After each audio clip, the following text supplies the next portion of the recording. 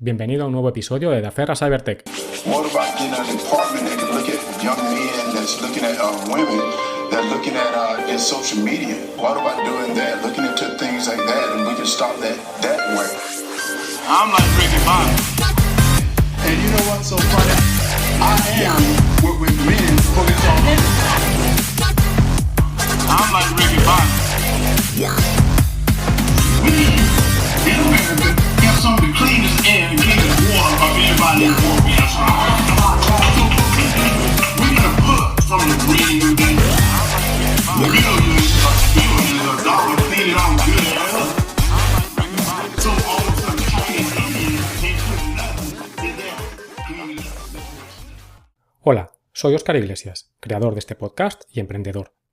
Me dedico a la consultoría de ciberseguridad en Daferra Secure, además de ser fundador de escuelatecnologicadaferra.com, donde impartimos diferentes cursos especializados en seguridad de la información, asesoría sobre plan de carrera y trabajo en el sector, así como ofrecemos formación a medida para empresas. Las formaciones son tanto en el ámbito de la gestión corporativa o GRC, un bootcamp técnico, así como una especialización de informática y peritaje forense, todos ellos teórico-prácticos y habilitantes a nivel profesional. Para estar al tanto de todas nuestras novedades, noticias del sector, ofertas y promociones, date de alta en nuestra newsletter desde cualquier post del blog o el podcast. Y si quieres adentrarte en el mundo de la ciberseguridad pero no sabes por dónde empezar, visita escuelatecnologicadaferra.com/masterclass. En la masterclass en ciberseguridad tendrás a tu disposición un vídeo de más de 1 hora y media donde te contaré qué es la ciberseguridad, por qué tiene sentido formarse en esta materia, así como te hablaré sobre qué se necesita a nivel de conocimientos y habilidades, salidas profesionales, salarios, empresas donde enviar el currículum, opciones de formación, etc. Hoy vamos a darle un formato nuevo a este episodio, vamos a hacer un monográfico a modo de prueba, vamos a volver a los orígenes y lo vamos a dividir en dos partes. Por un lado dedicaremos una pequeña sección a las FAQs de preguntas más frecuentes de los interesados en matricularse en la escuela, que creo que puede ser interesante pero relativamente corto, no quiero que esto se convierta en un panfleto comercial. En general la información se puede encontrar en nuestra web, pero bueno, de viva voz siempre se cuentan algún detalle más. Y luego en la segunda parte profundizaremos en el mundo de las vulnerabilidades, qué son, cómo se clasifican, herramientas empleadas para descubrirlas, por qué es una buena práctica la gestión de estas debilidades en las organizaciones, e incluso una propuesta sobre cómo calcular el retorno de la inversión asociada a llevar a cabo esta actividad. Posteriormente hablaremos también de las últimas noticias del nuevo modelo de Anthropic, Mythos, que está causando tanto revuelo en el mundillo, tras esa filtración interesada o no que se ha producido y que podría ocurrir a partir de ahora. Comentar que esta segunda parte, para prepararla he decidido hacer un pequeño experimento con el servicio de IA de NotebookLM de Google y lo que he hecho es crear una entrevista simulada entre dos actores partiendo de información pública de calidad que he seleccionado. Espero vuestro feedback cuando lo escuchéis, pero si gusta en una futura edición pues podríamos tocar también otros temas relativos a estos u otros, ¿no?, que podáis sugerir. Pero relativos a esto sí me parece interesante abordar el cómo priorizar la gestión y el parcheo de estas vulnerabilidades, que al final es un caballo de batalla, ¿no?, un dolor de muelas recurrente para todos los equipos de ciber o de IT a nivel global. Empezamos entonces sin más con FAQs de la escuela. Bueno, a nivel de cursos, itinerarios formativos, tenemos 3 cursos diferentes. Uno de GRC, de gobierno, gestión de riesgos y cumplimiento normativo, es decir, de la gestión corporativa de la ciberseguridad dentro de una organización. Tenemos un curso más técnico, un bootcamp, y luego tenemos un curso de informático forense. Adicionalmente, hemos creado un nuevo módulo específico que se podrá cursar por separado de manera independiente de gobernanza de la IA, riesgos en su uso y aplicación práctica en GRC. Entonces, el enfoque va a ser, este curso se va a poder llevar a cabo de manera independiente o integrado en el módulo del curso completo de GRC. Es decir, mantenemos curso de GRC, bootcamp técnico, curso de informática forense y este módulo, gobierno de la IA, se va a embeber en el curso general de GRC, pasará a ser un curso más largo, de más horas, con un módulo adicional y 2 prácticas más, pero se podrá cursar también por separado porque estamos viendo que hay una altísima demanda del mismo, ¿vale? La información, por supuesto, asociada a los diferentes cursos y demás la podéis encontrar en la web de forma mucho más detallada. Entonces, sin más, el que quiera obtener más información, allí está. Cosas que me suelen preguntar habitualmente cuando me contactan a través del formulario, correo electrónico o por otra vía. Me preguntan a veces si el título es oficial. Entonces, nosotros somos una escuela privada, los títulos no son oficiales. Hay una alternativa, hay una opción, es que nosotros tenemos un acuerdo, una alianza, un partnership cerrado con la Universidad de Mondragón, por el que ofrecemos nuestros cursos a nivel de contenido. El modelo de soporte es ligeramente diferente, pero los contenidos son exactamente los mismos. Entonces, a través de la Universidad de Mondragón, si se contratan nuestros cursos, sí que se podría obtener esa titulación, digamos, oficial emitida por una universidad. Nosotros tenemos un título oficial que es el asociado al bootcamp técnico. A la terminación se puede optar por obtener la certificación CSNA de StormShield. En ese caso es oficial, pero oficial del fabricante. Otra cosa que me preguntan habitualmente es si se pueden convalidar créditos. Pues lo mismo. En este caso se podría hacer a través de la Universidad de Mondragón, cursándolo con ellos directamente. Y en este caso existiría incluso la opción de cursar, digamos, fragmentos de los cursos largos, ¿no? O sea, si el curso de GRC tiene a día de hoy 5 módulos, el módulo de gestión de la seguridad, análisis de riesgos, cumplimiento normativo, auditorías y privacidad y protección de datos, pues cada uno de esos módulos se podría incluso cursar por separado y obtener una microcredencial que es válida a nivel de toda la Unión Europea, válida y homologable en cualquier país. Duraciones y fechas de inicio de los diferentes cursos. Bueno, nosotros trabajamos con el formato Evergreen, es decir, el alumno puede incorporarse cuando quiera al curso, de tal modo que no hay restricciones de fechas. Puedes inscribirte mañana, dentro de un mes, cuando a ti te dé la gana. Las restricciones que existen son que el curso de GRC damos un periodo de tiempo, una ventana de 9 meses para su terminación, el bootcamp técnico son 12 meses y en cambio el curso de informática forense son 6 meses. Me preguntan a veces si da tiempo a hacerlo o no da tiempo a hacerlo. Bueno, pues eso depende un poquito de la dedicación de cada uno de los alumnos, ¿no? Y otras obligaciones que puedan tener a nivel personal o profesional. La estimación de horas que realizamos para, digamos, ejecutar o completar los diferentes cursos con aprovechamiento son, a día de hoy, unas 180 horas para el curso de GRC, unas cerca de 300, 285 para el bootcamp técnico. Tienen ambos 9 prácticas, los dos que he citado, y el curso de informática forense son unas 120 horas y 5 prácticas.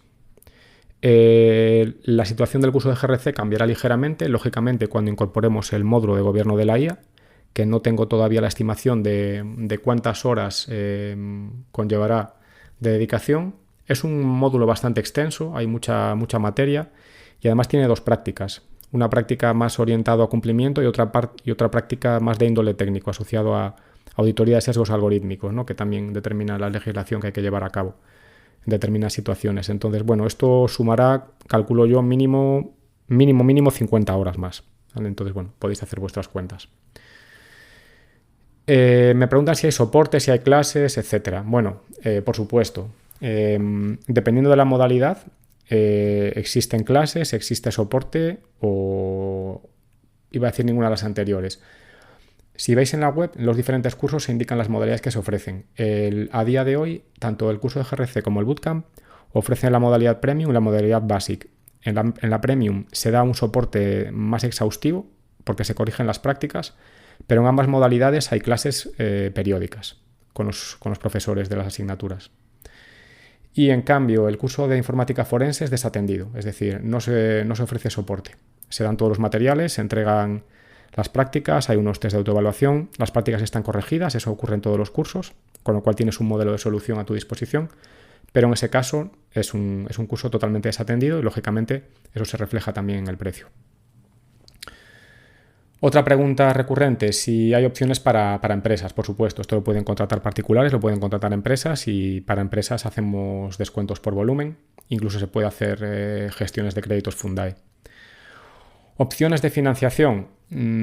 Vale, las modalidades de matrícula son varias. Se puede hacer un pago al contado, se puede hacer un pago aplazado y existe una opción a través de una alianza que tenemos también con la empresa de créditos estudiantiles Becas, BCAS, que es muy conocida a nivel español, en LATAM al menos también, no sé si incluso a nivel internacional, no estoy 100% seguro, pero lo cierto es que si superas el proceso de scoring con ellos, que es muy ligero y ágil, lo que puedes optar es hacer los cursos y no pagar prácticamente nada. Se paga una pequeña señal inicial a modo de compromiso y el resto se va abonando en cuotas predefinidas, o sea, conocidas de antemano, una vez que tú empieces a generar ingresos asociados a la formación que has realizado. Entonces, bueno, esas son a priori las opciones disponibles. Luego, lógicamente, sí que hay algunas vías adicionales, ¿no? para conseguir determinados descuentos, becas, situaciones a lo mejor personas paradas de larga duración o con dificultades de inserción. Sí que hemos hecho excepciones, incluso descuentos muy, muy ostensibles, pero bueno, es un tema más residual y que no está tan sistematizado, digamos. Depende un poquito más de ir viendo caso a caso. Otra pregunta, si se pueden cursar estos itinerarios sin tener un conocimiento técnico previo. Depende. Yo siempre lo digo, idealmente es bueno que los tengáis. El saber no ocupa lugar. Tener conocimientos técnicos previos, ya sea una formación profesional, una ingeniería, pues es genial. Pero en determinados casos no es imprescindible. En el curso de GRC no es imprescindible tener ese background técnico. Insisto, ayuda, pero no es imprescindible. De hecho, conozco buenos profesionales en la materia que no tienen ningún tipo de conocimiento técnico. En el bootcamp es recomendable, pero tampoco es imprescindible, porque el primer bloque de los 4 de los que se compone el temario está expresamente diseñado para ayudar al onboarding de estas personas que vienen sin background previo. Es decir, es un bloque introductorio muy, muy potente en diferentes ámbitos, incluso programación software, fundamentos de computación, etc. Y el que sí que requiere, es condición sine qua non para matricularse, tener conocimientos técnicos previos, es el curso de informática forense. Es una materia muy de nicho especializada, como para que una persona totalmente profana en la materia pueda hacer el curso con garantías, y más siendo desatendido. Con lo cual ahí desaconsejamos totalmente que se presente una persona que venga, yo qué sé, del mundo de las letras, por decirlo así. Otra pregunta que me hacen habitualmente, si hay algún tipo de prerequisito a nivel de material o de licencias. Bueno, pues aquí diría depende. Si optamos por hacer el curso de GRC, a priori prácticamente nada, es decir, lo que necesitamos es un equipo informático, léase un ordenador de sobremesa, un portátil o incluso un teléfono, un smartphone, para poder tanto conectarse a las clases en directo como para poder conectarse también a la plataforma de e-learning y consumir los contenidos. Y luego, sí que sería conveniente un dispositivo que permita escribir, ¿no? Para llevar a cabo las prácticas, pero con un editor de textos cualquiera, open source incluso, es más que suficiente. El bootcamp, el curso de informática forense sería un pelín similar al bootcamp. En ambos se requiere en este caso un PC o un portátil para poder realizar las prácticas, y en este caso sí que ya hay ciertas restricciones, especialmente en el bootcamp en cuanto a espacio en disco y capacidad en cuanto a memoria RAM del dispositivo, para luego ser capaz de ejecutar las diferentes máquinas virtuales asociadas a las prácticas y demás. El de detalle concreto lo podéis ver en las FAQs en la web de la escuela, pero sí que habría esos requisitos, no son muy fuertes o exigentes, pero sí que están ahí. A veces también me preguntan, y lógicamente, ¿no? Si esto vale para algo, si será eficaz para obtener empleo, etc. Yo siempre soy prudente y no me gusta echar las campanas al vuelo ni sobrevender. El tema de la preparación depende también mucho del contexto de la persona, el background que tenga, el nivel de estudios, si realizan el curso simplemente entre comillas, ¿no? Para potenciar su perfil, pero ya viene del ámbito tecnológico y está trabajando, o bien si quiere dar un giro completo a su carrera y es un parado de larga duración que venía, yo qué sé, de nuevo del mundo de las letras, sin darle ningún tipo de matiz peyorativo, pero lógicamente cada persona es un mundo, ¿no? Pero desde mi punto de vista, los datos objetivos están ahí. Las estadísticas de gap de oferta de empleos en el sector versus demanda están ahí. Los niveles salariales, áreas profesionales que existen, etcétera, todo está disponible para el público, es información totalmente pública, y en la masterclass que os comentaba antes en la entradilla del podcast tenéis muchísima más información a este respecto. La gente que la ve es un vídeo largo, lo reconozco, son 1 hora 40 minutos aproximadamente, pero ahí contamos de la A a la Z todo lo que hay que saber, incluso a nivel de skills necesarias, si te interesaría más en función de cómo eres ir por la rama de GRC o hacer quizás el bootcamp técnico, etcétera. Entonces, todo está ahí. Yo lo que digo es, el curso, por supuesto, te va a ayudar. El curso de GRC y el bootcamp, ambos son habilitantes, son teórico-prácticos los tres, pero el curso de GRC y el bootcamp son además habilitantes a nivel profesional. Desde mi punto de vista, te otorgan unos conocimientos más que suficientes para entrar como junior en el sector. El curso de forense es un poquito distinto. Digamos, la informática forense es una habilidad muy compleja, muy especializada, que quizás no es suficiente. Es decir, vas a adquirir una serie de conceptos fundamentales para poder empezar, pero en mi humilde opinión, y siendo totalmente honesto y transparente, quizás no es suficiente para empezar a desarrollar una actividad profesional por tu cuenta, sino que vas a necesitar cierto soporte y mentorización. Entonces, bueno, para acceder como junior puede servirte, pero para determinados casos de uso muy concretos. La forencia es un mundo y podemos hablar desde análisis de dispositivos móviles hasta comunicaciones vía satélite. Entonces, todo no lo vas a poder abarcar de ninguna de las maneras. Pero en cualquier caso, más allá de la formación, el papelito o no papelito y sea oficial o no oficial, lo que es que hacer una preparación holística. Es decir, si tú quieres acceder al sector porque estás totalmente fuera, no solo tienes que trabajar tus conocimientos técnicos, tienes que trabajar tu networking, tienes que trabajar las entrevistas, tienes que trabajar la presentación de tu currículum, porque todo va a contar. Todo va a contar. Cuando el asunto es siempre estar afilando el hacha para que cuando llegue el momento de cortar el árbol, estar bien preparado. Y eso no basta solamente con, vale, me hago este curso y ya está, y ya me van a llevar las ofertas de empleo. No, el mundo no funciona así, desgraciadamente, y menos a día de hoy. Entonces, otra pregunta relacionada con esto que me hacen en ocasiones es si hay bolsa de empleo. No tenemos bolsa de empleo como tal todavía, pero lo que siempre digo es que a las personas que yo vea que tienen madera, que demuestran aprovechamiento del curso, trato de ayudarlas a través de mi red de contactos. Eso nunca he dejado de hacerlo, ¿vale? Otra pregunta, proceso de contratación. El proceso de contratación es muy simple. Antes teníamos pasarela de pago, pero a mí no me gusta. Lo veo muy, muy impersonal. Además, los cursos son cursos de alto valor. No es como comprarse un paquete de pipas. Entonces tiene todo el sentido que haya un proceso más humano, más personal y demás. A mí me gusta hablar de forma individual con todos y cada uno de los potenciales alumnos, porque de hecho me sirve incluso de filtro, ¿no? No en pocas ocasiones he recomendado a personas que optasen por otras vías, incluso que fuesen a un competidor que quizás le encajaba mejor, o directamente que se sacasen de la cabeza el tratar de meter la cabeza en el sector porque no lo veía, ¿vale? Entonces yo en ese sentido, por suerte o por desgracia, no vivo de la escuela y no necesito engañar a nadie ni embaucar a gente para sacarle los cuartos.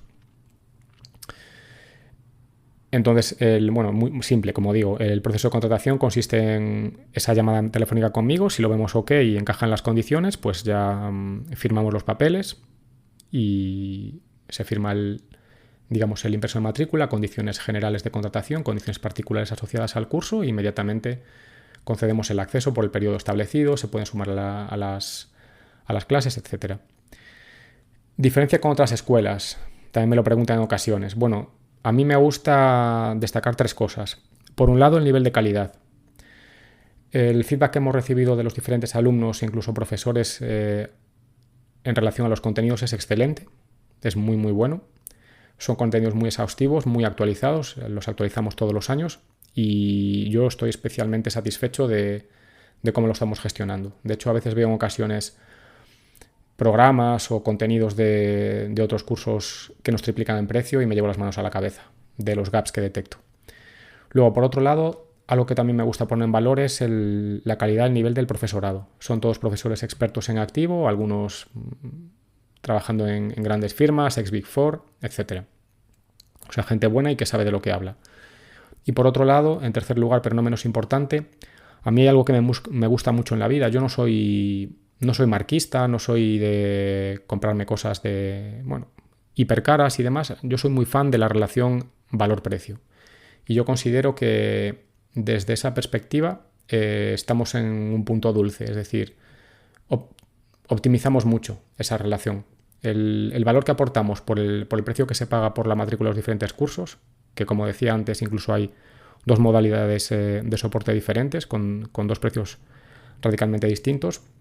Creo que no tenemos competidor en ese ámbito. ¿Y qué más? Bueno, las opciones de matrícula, como digo, se pueden consultar con sus diferentes características en la web, no os voy a marear más. Y también ofrecemos mentorías o coaching individual a aquellas personas que así lo deseen. Y diría que poco más. Esos son los temas que suelen salir más recurrentemente. Si se me ocurre alguno más, pues lo podemos comentar en otro episodio. Sin más, cerramos esta parte, esta subsección dentro de este episodio y pasamos como os comentaba antes, a ese nuevo, digamos, experimento que he hecho con IA relativo a la gestión de vulnerabilidades. Espero que la disfrutéis. Cuando te rompes un brazo, la radiografía es absolutamente clara. Tienes una imagen nítida, ves esa línea blanca dentada en el hueso y el médico simplemente la señala con el bolígrafo y te dice, ahí está el problema. Es binario, está roto o no está roto. Y bueno, a los seres humanos nos encanta esa certeza visual. Claro, totalmente. Es reconfortante, ¿no? Te da una ruta de acción inmediata. Escayola, 6 semanas y solucionado. Nos gusta que los problemas se puedan categorizar de forma absoluta y, determinista. Sí, pero luego cruzas la puerta hacia el mundo de la ciberseguridad corporativa y de repente esa máquina de rayos X parece que solo escupe ruido estático. En lugar de una fractura clara, estás mirando un panorama de diagnóstico sumamente turbio, dinámico y, lleno de sombras. Y de eso vamos a hablar hoy. Pero antes de sumergirnos, me gustaría indicar que esta conversación está patrocinada por el podcast Daferra Cibertech, de Escuela Tecnológica Daferra. Hoy vamos a diseccionar la gestión estratégica de vulnerabilidades en las organizaciones. Mi postura es que, frente a ese ruido estático que comentaba, la gestión de vulnerabilidades debe ser un proceso sistemático, apoyado en marcos estandarizados y justificado mediante cálculos cuantitativos de rentabilidad para que el negocio lo entienda. Incluso cuando hablamos de la nueva frontera de la inteligencia artificial. Y yo, como siempre, vengo a pinchar ese globo de optimismo procedimental, porque yo sostengo que esa excesiva dependencia de métricas teóricas, de escáneres y fórmulas financieras genera una falsa ilusión de control. Y estoy súper convencida de que incidentes recientes como la filtración del modelo fundacional Mythos de Anthropic demuestran que nuestros marcos clásicos sencillamente se resquebrajan ante la complejidad asimétrica del mundo real. A ver, entiendo tu escepticismo instintivo frente a las hojas de cálculo, pero fíjate en una cosa. No podemos proteger lo que no entendemos, y no podemos entender lo que no estructuramos. La seguridad corporativa moderna colapsa sin una metodología rigurosa. Así que empecemos por lo más básico, ¿vale? Por la anatomía del problema. Venga, disparemos. Es de primero de carrera. El problema viene cuando intentas encapsular el océano en un vaso de agua. Es que no es un vaso de agua, es un ecosistema de clasificación que ha tardado décadas en madurar. Para no dar palos de ciego, la industria ha creado un lenguaje universal. Tenemos herramientas como el diccionario CVE, el CW, el KPCHE... Espera. No me tires una sopa de letras sin más, porque aquí es donde las empresas se pierden. Tener un diccionario gigantesco lleno de acrónimos no te hace estar más seguro. He visto a equipos de sistemas paralizados por informes que solo escupen siglas y números rojos. Vale. Déjame que lo baje a la tierra retomando la analogía médica del principio, porque es fundamental entender cómo interactúan. Piénsalo así, el CVE, o Common Vulnerabilities and Exposures, es el síntoma específico del paciente. Te dice, este servidor Windows concreto tiene fiebre. Ya. Luego tienes el CWE, el Common Weakness Enumeration, que te describe la enfermedad genética o estructural subyacente, por ejemplo, una debilidad general en cómo se validan las entradas de memoria. Y finalmente tienes el CAPEC, que describe el factor ambiental o el vector de ataque que desencadena la crisis, o sea, cómo el patógeno entra en el cuerpo. Vale, la teoría médica es muy bonita. Es que, cuando conectas 2-3, tienes una imagen diagnóstica perfecta, y para automatizar esto a escala masiva, pues usamos escáneres tradicionales, como Nessus, Qualys o OpenBus. Es que no podemos tener a un humano revisando 100.000 IPs a mano, es imposible. Y aquí, justo aquí, es exactamente donde empieza la ilusión de la que hablaba. Porque estás confundiendo pasar el escáner con hacer seguridad real. Usar un escáner automatizado como Qualys es como, es como pasar lista en un colegio por la mañana. Pasar lista. Sí. El escáner te dice qué niño está sentado en su pupitre y qué versión de la camiseta lleva puesta. Pero no te dice en absoluto quién de ellos está a punto de sacar un bate de béisbol y causar un desastre en el patio durante el recreo. Se confunde peligrosamente el análisis automatizado con el verdadero pentesting, con el hacking ético. Oye, nadie dice que un escáner sustituya a un pentester. Son dos capas distintas. El escáner te da la amplitud necesaria para la escala corporativa y el pentester humano te da la profundidad táctica. No te compro ese argumento de la convivencia pacífica. Para nada. Porque en la vida real los recursos son limitados. Un escáner busca firmas, busca versiones desactualizadas en una base de datos. Un pentester busca lógica, busca contexto. Bueno, claro. Es que un escáner te va a soltar una alerta de severidad baja porque un servicio expone demasiada información y otra de severidad media en un servidor interno. El equipo de TI las ignora directamente por la brutal fatiga de alertas que sufren. Pero un humano, un atacante real, encadenará esas dos debilidades aparentemente menores para robar credenciales de administrador de dominio y secuestrar toda la red. El escáner te da un falso positivo estadístico. El atacante te da un jaque mate lógico. A ver, reconozco que la fatiga de alertas es un dolor crónico en cualquier centro de operaciones de seguridad. Si te llegan 1000 alertas críticas al día, pues nada es crítico. Pero la solución a esa ceguera por saturación no es apagar el escáner, sino mejorar radicalmente nuestra forma de cuantificar y priorizar el riesgo. Y esto, fíjate, nos lleva a un terreno donde los equipos técnicos suelen chocar contra la pared: la junta directiva. Terreno pantanoso. Totalmente. Tú no puedes ir al director financiero a pedirle $500,000 para un nuevo firewall argumentando que tenemos muchos ataques encadenados lógicos. Te van a echar del despacho a patadas. Tienes que traducir la vulnerabilidad técnica a un idioma que entiendan, el impacto económico, el ROI, el retorno de la inversión. ¡Ah, madre mía! El famoso ROI de la ciberseguridad. La gran obra de teatro corporativo. Adelante, por favor, explícame cómo intentas meter en una hoja de Excel la mente de un cibercriminal. No intento modelar al criminal, modelo el impacto en el negocio. Es estadística aplicada a la gestión de riesgos. Fíjate en cómo se construye, porque tiene todo el sentido del mundo. Primero, determinamos el valor del activo, el AV. Supongamos un ejemplo generalista, el sistema CRM de una empresa de servicios donde están todos los datos de los clientes, contando la propiedad intelectual, el coste de recuperación, las posibles multas por violar la protección de datos y el golpe reputacional. Valoramos ese CRM en, digamos, 1.000.000 euros. Vale, 1.000.000 euros. Un número redondo y bonito para la Junta. Exacto. El siguiente paso es el factor de exposición, el EF. Nos preguntamos si una vulnerabilidad crítica se explota hoy, ¿qué porcentaje de ese activo se destruye o se ve comprometido? Estimamos que un volcado completo de la base de datos impactaría la mitad de ese valor, así que el EF es 0,5 o un 50%. Multiplicas el 1.000.000 de euros por 0,5 y tienes tu expectativa de pérdida simple, el SLE. $500.000 de euros cada vez que ocurre un incidente grave en ese sistema. A ver, la aritmética es impecable. El problema viene ahora. Tienes tu $500.000, pero aquí es donde tu modelo de la escuela de negocios se estrella frontalmente contra la realidad técnica, el factor tiempo. Vas a intentar predecir la frecuencia de un ataque, lo cual, en un entorno dinámico, es pura ciencia ficción. No es ciencia ficción, es la tasa anual de ocurrencia, el ARO.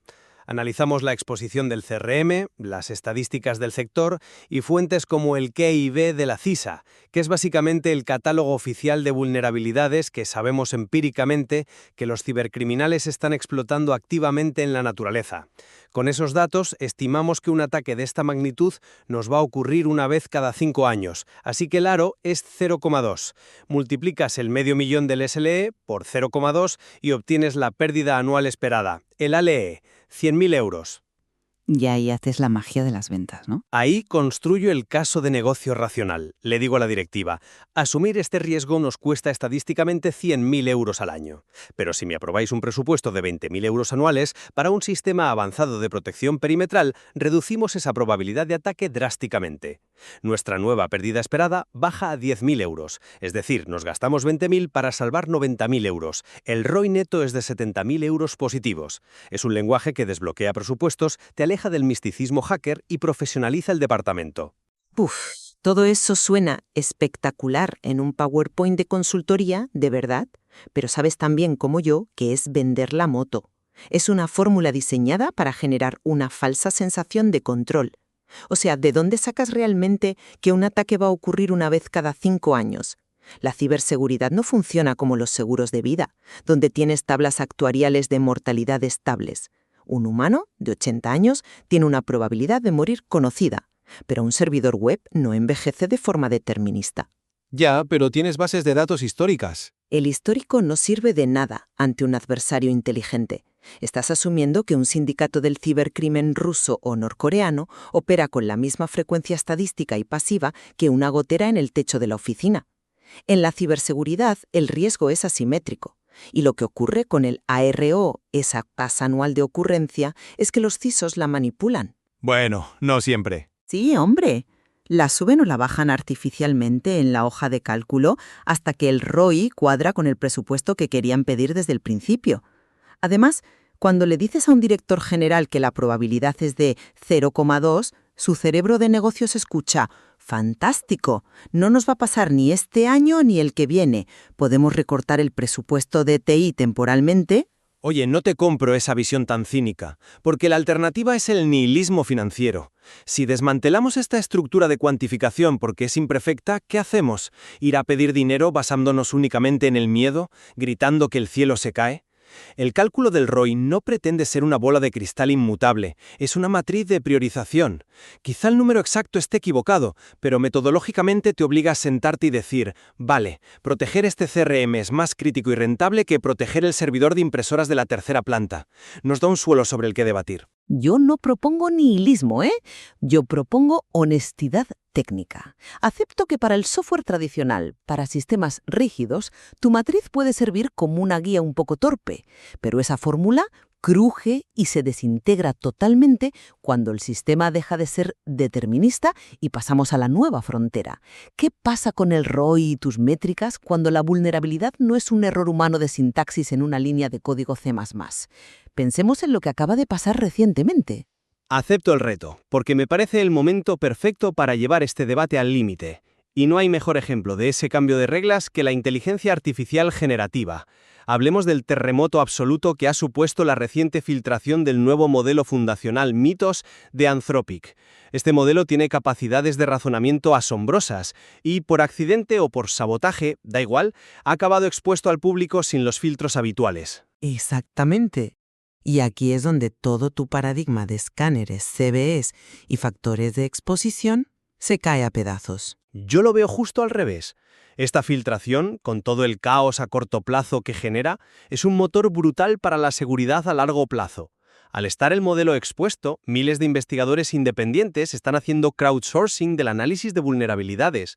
Están bombardeando a mitos con ataques de inyección de prompts, extrayendo datos de entrenamiento, forzando comportamientos anómalos. Estamos descubriendo fallos en su alineación a una velocidad que el equipo cerrado de Anthropic jamás habría logrado. La transparencia tecnológica, incluso forzada, acelera la detección de debilidades. A ver, estás intentando encajar una clavija cuadrada en un agujero redondo. No puedes aplicar la lógica del open source tradicional y del parcheo a una inteligencia artificial generativa. Es que no funciona así mecánicamente. ¿Por qué no? Si la comunidad encuentra un vector de ataque que salta las barreras éticas de mitos, Anthrópico lo cataloga y lanza un parche. Es el mismo ciclo de vida de la vulnerabilidad que hemos usado 30 años. Porque en la IA no hay un código vulnerable que puedas parchear. Ese es el gran error de concepto de la industria ahora mismo. Piensa en el software tradicional. Si hay un fallo en un CRM, es como encontrar una errata en una receta de cocina impresa. Coges Tipex, corriges los gramos de harina y listo, el pastel ya no explota en el horno. Eso es determinista. Vale. Pero un modelo fundacional como Mythos no es una receta estática. Son miles de millones de pesos estadísticos en una red neuronal inmensa. El comportamiento malicioso no es un error de sintaxis, es una propiedad emergente. Parchear mitos no es corregir una errata, es intentar convencer a un chef con 3 estrellas Michelin para que olvide por completo cómo hacer una tarta de manzana, después de que ya haya memorizado miles de variaciones de esa receta. O sea que buscará atajos. Claro. Si bloqueas la palabra manzana, el chef usará compota o esencia.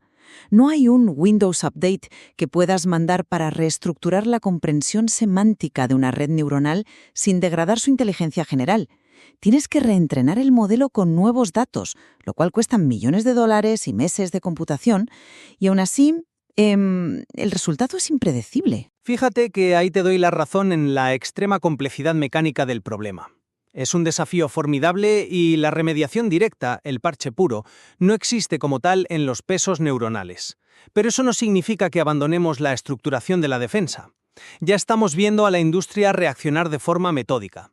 Ha surgido el OWASP Top 10 específico para modelos de lenguaje, estamos mapeando las inyecciones indirectas, el envenenamiento de datos, intentamos estructurar lo inestructurado. Y si no podemos parchear el núcleo, el cerebro del chef, como tú dices, aplicamos el concepto clásico de defensa en profundidad. ¿Defensa en profundidad en una IA? Sí, exactamente igual que cuando tienes un servidor legacy, un sistema tan antiguo que no soporta un parche moderno. ¿Qué haces? Lo aíslas. Con Mythos o cualquier IA pones escáneres de entrada que analizan la semántica del prompt del usuario antes de que toque el modelo. Pones clasificadores de salida que auditan la respuesta antes de enviarla. Monitorizas la telemetría del contexto. Envuelves la incertidumbre del núcleo con determinismo perimetral. Y vuelves a intentar medir el océano con una regla escolar. Tu defensa en profundidad en la IA es increíblemente frágil. Intentar censurar un modelo fundacional potente con filtros perimetrales es como intentar purificar una biblioteca inmensa, arrancando páginas sueltas de los libros. Mientras el autor del libro, que es el atacante interactuando dinámicamente con la IA, sigue escribiendo textos subversivos nuevos en tiempo real para saltarse tus reglas. Y volviendo a tu adorado ROI financiero, aquí las matemáticas sí que se rompen de verdad. ¿Por qué iban a romperse? El impacto sigue siendo medible en pérdidas de negocio. Se rompen por la escala y la asimetría. Tu fórmula funcionaba porque asumía un aero, una frecuencia manejable. Pero la filtración de mitos democratiza el armamento avanzado. Cualquiera puede automatizar millones de peticiones contra el modelo local hasta encontrar la fisura en su alineación. ¿Cuál es el factor de exposición de un modelo de IA que puede generar campañas masivas de spear phishing hiperpersonalizadas sin intervención humana? ¿O reescribir malware para evadir firmas tradicionales en segundos? El impacto potencial tiende infinito y la frecuencia del ataque pasa de una vez cada 5 años a 5.000 veces por minuto. El riesgo se vuelve existencial, no financiero. Es una argumentación brillante y refleja el pánico real que hay ahora mismo en los foros de seguridad. Sin embargo, escúchate a ti misma. Al describir el terror de esta nueva frontera, estás hablando de asimetría, de vectores de ataque recurrentes, de impactos sistémicos. Inevitablemente estás utilizando el vocabulario de la gestión de riesgos, porque los humanos no tenemos otra forma racional de enfrentarnos al caos. Y esa es, en el fondo, mi postura inamovible. A ver cómo aterrizas eso. Lo aterrizo diciendo que la incertidumbre no justifica la rendición metodológica. Ya estemos lidiando con un puerto SSH abierto en un servidor olvidado o con el comportamiento emergente y, digamos, alienígena del modelo Mythos filtrado, medir, clasificar y estructurar es el único andamiaje que tenemos. Los diccionarios CBE, los escáneres automatizados y sí, incluso las denostadas hojas de cálculo del ROI no son herramientas perfectas. A veces son radiografías borrosas, pero sin ellas no tenemos una estrategia de ciberseguridad corporativa. Solo tenemos a un grupo de técnicos corriendo en círculos gobernados por el pánico y la intuición. Los cimientos importan. Yo no abogo por correr en círculos, de verdad. Yo abogo por no enamorarse de nuestros propios modelos hasta el punto de la ceguera. Mi conclusión en este debate es que esos cimientos, si se aplican como un dogma inamovible, se convierten en una jaula intelectual que te impide ver el verdadero peligro. En un panorama de amenazas donde la evolución técnica es exponencial y el atacante no sigue las reglas, la resiliencia arquitectónica y el escepticismo radical ante las herramientas automatizadas valen mucho más que una auditoría verde perfecta. Tenemos que asumir que la brecha va a ocurrir, que la IA va a alucinar vectores impredecibles y construir sistemas que sobrevivan a esa realidad, no que la maquillen en un informe. Es un equilibrio tremendamente delicado. Supongo que la lección final es que la radiografía siempre tendrá zonas de sombra. Nuestro trabajo no es frustrarnos buscando una imagen perfecta y limpia, sino aprender a leer entre esos grises, combinar el determinismo de la máquina con la malicia humana del pentester y tomar decisiones valientes a pesar de la incertidumbre matemática. Exacto.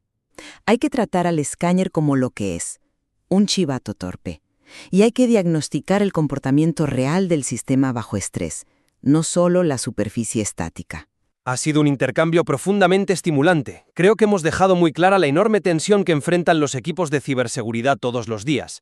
A quienes nos están escuchando al otro lado, si han disfrutado de este nivel de análisis, les pedimos que por favor nos dejen su feedback y, sobre todo, que nos sugieran nuevos temas. Necesitamos recabar fuentes de altísima calidad para seguir trayendo estos debates. Y de hecho, hay un punto que conecta directamente con la fricción que hemos debatido hoy. Nos encantaría abordar, si a la audiencia le interesa, cómo gestionar la priorización del parcheo de vulnerabilidades en el día a día.